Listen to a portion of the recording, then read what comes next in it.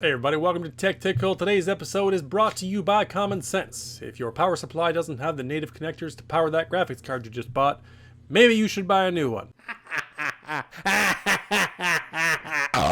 Okay, I've changed shirts so you know shit be serious this time. Anyway, as you guys may have recalled in one of my previous videos, I mentioned that a Reddit discussion was going to provoke this video, and that's exactly what happened. Some guy on Reddit showed up in one of Germ Gaming's videos, the Reddit submission for it, and was like, "You can buy a used Xbox for $200. It's not a fair comparison. Your Potato Master's a piece of shit." And then he's like, "Well, listen, I am not trying to compare a used budget PC to a used console. I'm comparing it to a new one. But if you want a guy who can show you how to build a PC for even like less than the price of a modern console, go talk to this guy." And he linked me, and that guy was like, "What does this guy know? He's just some bald fuck that kind of looks like that guy from Degrassi." And I was just like, bitch, I've been doing this for fucking 25 years or something like that, as old as I'm gonna be, and I'm gonna come and take it to you like a fish. He was like, "No, PC can't run Halo 5, you're a fucking idiot." And I was like, "Get a fucking Xbox, run goddamn Civilization 6, my stupid asshole, okay? I'm gonna beat you like a goddamn stepson." And he was like, "Whatever, dude, you can't prove it, I'm gonna give you stuff." And I was like, "Give me 48 hours, you son of a bitch. You sit right there, and I'm going to go source myself some components, all new stuff, none of my backstock shit. I'm going to throw it together, make a video for your ass." So now we're going to go upstairs to Flora Jeff, and we're going to lay next to the machine. I'm going to point out all the parts to you, and we're going to see how the fucking thing actually runs. So to start things off, we got the motherboard, CPU, and RAM combo, which I happened to find all at once for a grand total of $130, and it features an Acer H61H2 motherboard, an Intel i5-2400, and 8GB of DDR3 value RAM. I think they're Hynix. Pretty standard combo for an excellent price and a great foundation for a build. But of course, more parts are needed if it's going to be a kick-ass gaming build, so I found myself yet another Antec EarthWatts 500-watt power supply. Actually, the newer revision, which features dual 12-volt rails at 22 amps each instead of the original 17, so this thing can actually handle a pretty powerful card. And the card I chose to pair with it was the XFX Radeon HD 7950 seen here. Power supply was $15, and the graphics card actually came with it in the same purchase for $87. So take that $102 and add it to the $130 from before, and we are up to $232 total.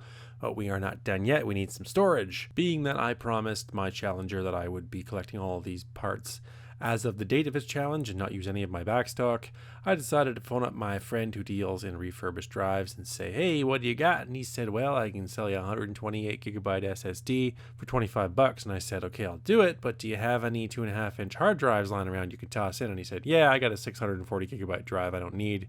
You can have that for free." So both of those went in this system. Also, I was interested in acquiring a Blu-ray drive because that was one of the conditions that this guy imposed, and I did get one not pictured here for a grand total of $5, but it didn't end up going into the build because the client I have lined up to buy this didn't fucking want it. Anyway, the only thing that was left was a Wi-Fi card, which of course the motherboard did not have a slot for.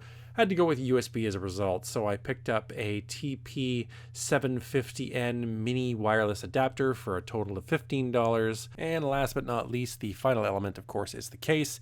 This case is an Acer Aspire, but it is not corresponding to the motherboard combo that I put inside of it. This was acquired by going on Kijiji, looking at system components, sorting by lowest price, and looking at what people were willing to give away for free. A few cases were available, many of them older, but this one caught my eye because it seemed to be from a system gutter that had already sold all the internals. So when you add everything together, including the little peripherals I kind of had to throw in as a result of this challenge, it comes to $272. But of course, we have yet to see how it performs until this very minute. And as you can see from the chart, if you've been paying attention, things have changed a bit. I've eliminated 4 of the 8 systems I've showcased to date just to try and cut down on clutter and make things a little clearer to see. The 3 systems that I will be leaving in henceforth are the best price performer, best raw performer, and most relevant system to the one being showcased for comparison's sake. And if you've ever owned a Radeon 7950 before, these results should come as no surprise. It is a reference version of the card, so it performed a little bit worse than the GTX 670 pictured in the build at the very bottom of the second chart, but still pretty comparable. We're looking at 66 frames per second average in BioShock Infinite on Ultra DDoF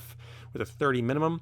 Tomb Raider on Ultimate came back with a 49-36 split. Of course, you could probably pump that up to a nice average of 60 by dropping the settings down just a touch. Thief Chief was a 55-38 split with the high preset and mantle on, and Shadow of Mordor on high was 61 and 42 respectively.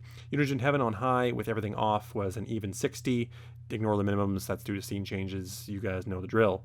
Price performance wise, it comes in just a sliver behind our last build vlog, but considering I had to add a lot of extra stuff to satisfy the demands of my challenger, once you take all that stuff away, you figure it's going to be more or less about equal with the last one I built. That said, concession time, I will admit that this and the last build vlog are not typically representative of what you can achieve in a random month given a couple of weeks and a few $100.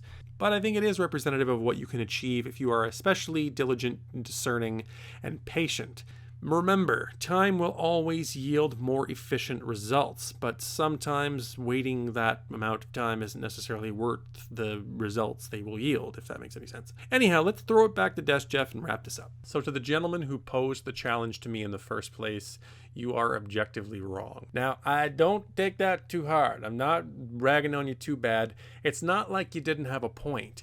Consoles have a lot of benefits, and used consoles come with those same benefits. Yes, a $200 Xbox One is probably not a bad buy for someone who just wants to sit down and play some games and not think. That is definitely true. They come preloaded and pre-built, and you don't have to worry about any of that stuff, and it's not as time-consuming. And all of those are definite benefits that come with buying an Xbox One used, or a PS4 if you happen to find one for the same price.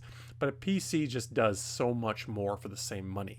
In terms of just raw performance, forgetting all the other stuff a PC can do, like spreadsheets and video editing and other forms of content creation, it's just plain better. And if you're going to get into a battle of exclusives, or at the very least games that will run more optimally on a console than the PC port, you're going to lose again. For every Halo 5 example you can cite, I can give you a Shadow of Mordor in return that just performs better on PC in comparison to console. And if you're talking about exclusives, let's not even get into that debate. For every console exclusive, there exists 7 or 8 top quality PC exclusives that put it to shame. The keyboard and mouse interface by itself is just fantastically... Oh, I forgot the keyboard and mouse in this video. I promised you I would provide a keyboard and mouse with this build. Hold on just a minute, I'll be right back. Okay, wait, hold on. Oh, fuck. Alright. Keyboard. More in here. There's also a heatsink. Ooh, mice. Oh, lots of these. More. I can't pull, the cords are stuck. Mice everywhere. Fuck off with the keyboard and mice. Your goddamn controller is like a $50 item if you want to buy a second one. Keyboard and mice I can get out of the garbage for free. Fuck off. Anyhow, to my challenger, I hope you have been at least satisfied to some degree. I'm sure you'll come up with some reason as to why I didn't fulfill the conditions that you laid out. But it's not really about you anymore. This was about me versus doubt. Okay, this is the battle of me as a person, me, myself, my best self, trying to get in touch with my bester self. You'll make it about you. It's not about you. It's not about consoles and PCs. It's about making us better. Anyway, if I am able to upload this in time, and I think I will, there will be a live stream Q&A happening at 7 Eastern, which is exactly in 1 hour and 12 minutes. So I have that much time to finish editing and upload this video. If that doesn't end up being the case, then this video will be uploaded after my stream happens, and everything I just said will be completely irrelevant. Anyhow, at Ofa on Twitter, subscribe to this channel. I will be streaming more often, at least once a week. I promise you that, and I'll see you in the next one.